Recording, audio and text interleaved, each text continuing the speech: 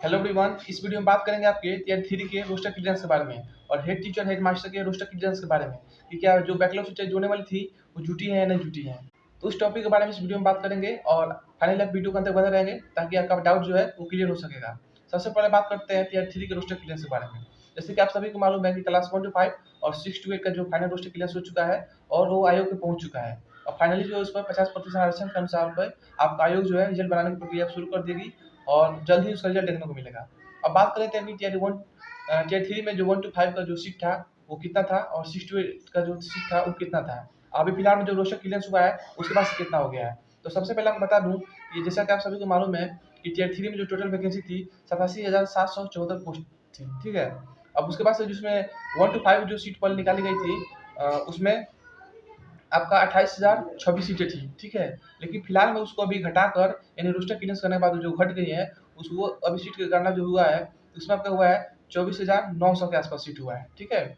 और सही बात करें 6 to 8 में, तो 6 to 8 में जो पहले वैकेंसी आई थी उस समय आपका टोटल सीटें थी 19,645, ठीक है। लेकिन अभी फाइनल जब रोस्टर क्लियरेंस हुआ है उसके बाद से आपकी सीटें घट के 18,400 के आसपास हो गई हैं, ठीक है। और उसके बाद से बात करें 9th 10th 11th 12th का, तो जैसा कि अभी मालूम है कि आपका 1 to 5 और 6 to 8 का ही रोस्टर क्लियरेंस हो चुका है। तो इन सारी सीटों के बारे में आपको मैं बता दिया।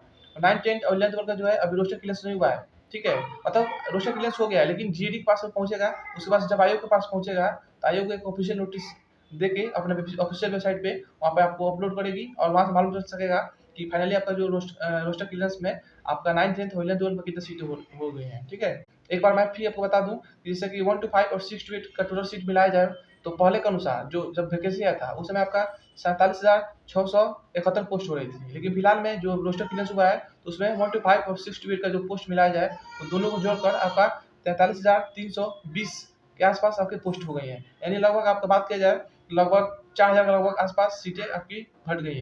तो पहले बातें हो रही थी कि रोस्टर क्लियरेंस में आपका होगा तो बैकलॉग सीटें जुड़ेंगी, तो बैकलॉग सीटें जुड़ने के बजाय यहाँ पे क्या हुई है, घट गई हैं।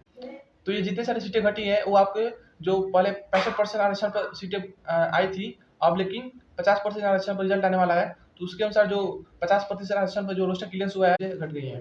बात करते हैं अब हेड टीचर और हेड मास्टर के बारे में कि क्या उनमें भी सीटें घटी हैं और घटी हैं या नहीं घटी है, उनके बारे में थोड़ा देख लेते हैं। तो सबसे पहले मैं आप लोग बता दूं कि जो प्रधान शिक्षक यानी हेड टीचर जो होते हैं उनका जब वैकेंसी जब आया था यानी 65% आरक्षण पे तो उस समय आपका टोटल पोस्ट थी 40,247। लेकिन फिलहाल में अभी जो रोस्टर क्लियरेंस हुआ है 50% के आरक्षण पे तो उसमें आपको फिर इसमें भी सीटें घट गई हैं और इसमें आपका 37,943 पोस्ट हो गई हैं। यानी फाइनली इसमें बात किया जाए तो आपको 2,304 पद जो है घट गए हैं, ठीक है। मतलब 2300 के आसपास आपके इसमें भी हेड टीचर में आपकी पोस्ट घट गई हैं। तो एक छोटा सा अपडेट था, सोचा कि मैं आप लोग बता दूं। और ये सारी जो सीटें घटी हैं हेड टीचर और हेड मास्टर में घटने वाली है और जो हेड टीचर में घटी है और हेड मास्टर में भी शायद घटने वाली है तो वो सभी मर्ज डिमर्ज के कारण हुई है। मतलब जितने भी स्कूल थे पहले, जैसे अभी बाढ़ चल रहा है बिहार में, तो उन सभी कारण जो बहुत सारे स्कूल एक साथ मर्ज कर दिया गया है और बहुत सारे स्कूल जैसे मतलब थे उनको डिमर्ज कर दिया गया, मतलब अलग कर दिया गया है। तो उसके कारण आपका जो हेड टीचर और हेड मास्टर में आपका जो सीटें थी वो थोड़ा घट गई हैं, ठीक है। इसका मेन कारण ये है। और जो टियर 3 में सीटें घटी है वो 50% आरक्षण के कारण जो रोस्टर क्लियरेंस हुआ है उसमें आपका सीटें घट गई हैं। तो एक छोटा सा अपडेट था, सोचा कि मैं आप लोग बता दूं क्योंकि सब कुछ सोचा रहा था कि बैकलॉग सीटें जुड़ेंगी लेकिन यहाँ घटी गई हैं, ठीक है। तो ये न्यूज़ कटिंग के अनुसार मेरा मालूम चल सका है और सोचा कि मैं आप लोग बता दूं क्योंकि मेरा काम है आपको सबसे पहले अपडेट देना। तो और भी कोई डाउट रहता है तो आप वीडियो में कमेंट कर सकते हैं अपने डाउट को, मैं उसको क्लियर कर दूंगा या फिर कमेंट के माध्यम से आपको रिप्लाई दे दूंगा, ठीक है। और कोई बड़ा टॉपिक हो तो उसमें मैं वीडियो बनाकर आपको प्रोवाइड कर दूंगा।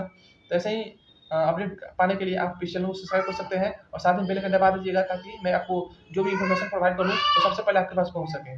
आशा करता हूँ आपको वीडियो पसंद पड़ा होगा। वीडियो अच्छा लगा होगा लाइक कर सकते हैं, नहीं तो कोई बात नहीं है। चलिए मिलते हैं अगले वीडियो में, तब तक के लिए बहुत बहुत धन्यवाद और जय हिंद।